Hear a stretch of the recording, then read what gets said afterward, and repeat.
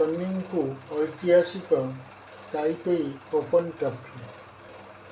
ଭାରତର 17 ବର୍ଷୀୟା ଯୁବତୀ ତନ୍ୱୀ ଶର୍ମା ରବିବାର ନିଜର ପ୍ରଥମ BWF ମୁକୁଟ କରାୟତ୍ତ କରିଛନ୍ତି।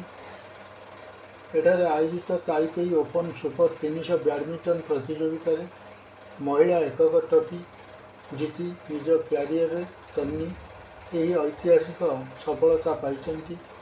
ଗତ ବର୍ଷ US ଓପନ୍ 300 ଉପବିଜୟିନୀ ତନ୍ୱୀ ଫାଇନାଲରେ ଷଷ୍ଠ ମାନ୍ୟତାପ୍ରାପ୍ତ ଭିଏତନାମର ଥୁୟ ଲିନ୍ ଗୁଏଙ୍କୁ ମାତ୍ର 36 ମିନିଟରେ 21-16ରେ ମାତ୍ ଦେଇଥିଲେ।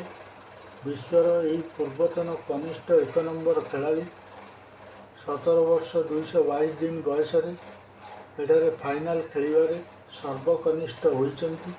ତାଙ୍କ ପୂର୍ବରୁ ଲି ୟଙ୍ଗ୍ ଡାଏ 17 ବର୍ଷ 227 ଦିନ ସର୍ବକନିଷ୍ଠ ଖେଳାଳି ଥିଲେ। ସେ 2007ରେ ପୁରୁଷ ଯୁଗଳ ଫାଇନାଲ ଖେଳିଥିଲେ। ପ୍ରଥମ ଭାରତୀୟ ବାଳିକା ଭାବେ ବିଶ୍ୱ କନିଷ୍ଠ ପ୍ରତିଯୋଗିତାରେ ଗୋଟିଏ ସଂସ୍କରଣରେ 2ଟି ପଦକ, ବାଳିକା ଏକକରେ ରୌପ୍ୟ ଏବଂ ମିଶ୍ରିତ ଯୁଗଳରେ କାଂସ୍ୟ ଜିତିଥିବା ତନ୍ୱୀ ମଧ୍ୟ ଏସୀୟ ଟିମ୍ ବ୍ୟାଡମିଣ୍ଟନ ସ୍ୱର୍ଣ୍ଣ ବିଜେତା ଭାରତୀୟ ଦଳର ସଦସ୍ୟ ରହିଥିଲେ।